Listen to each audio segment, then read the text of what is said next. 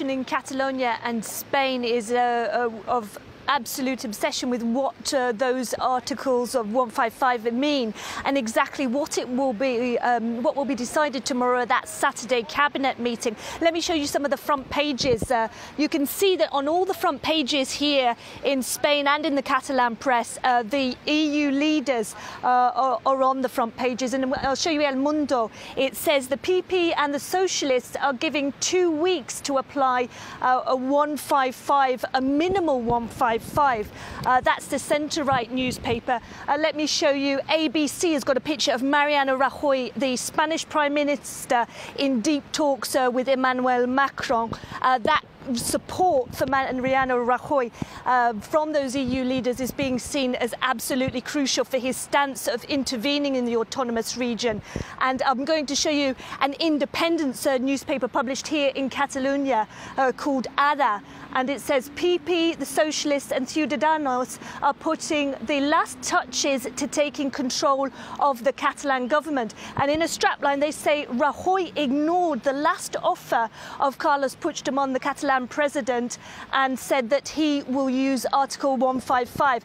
Many of the newspapers are suggesting that the Socialists are very worried about the way that the 155 will play out, and they have warned the government that when they execute the 155, they should not repeat scenes of excessive force of the police as was seen in October the 1st. The Socialists also saying that they think that the Article 155 should be used for a very short time, and when they talk about it being a minimal application, intervening in just some of the departments like the economy department, like interior and like the government's department. But everybody is expecting the Carles Puigdemont government members probably to be replaced and the way to be paved for a regional election. But a regional election will not happen before February, say most of the newspapers, unless Carles Puigdemont decides during the next 2 weeks in that process of passing Article 155 through the Senate to put an end to this agony and to say that he would call regional elections before, and they could be called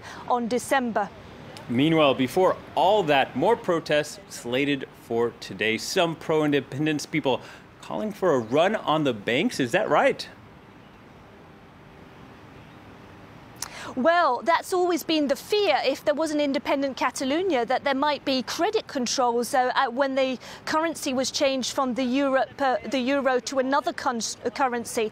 But in fact, this morning, ANC and Omnium, those pro-independence organisations, are asking people to go and withdraw money. And they're saying that that would be a protest against the role that the banks have played in this crisis, because Caixa Bank and Sabadell, two of the major Catalan banks, actually moved their legal headquarters out of Catalonia because they were worried about the risks of an independent Catalonia being without the protection of the European Central Bank. People say they want to send a message to the banks that are not backing the pro-independence movement, and they're saying, well, go to the cash machines this morning, preferably between 8 and 9, and withdraw money. We don't know how much people will withdraw. ANC and Omnium are saying that they can use it to buy a present to boost the Catalan economy. All right, thank you, sir.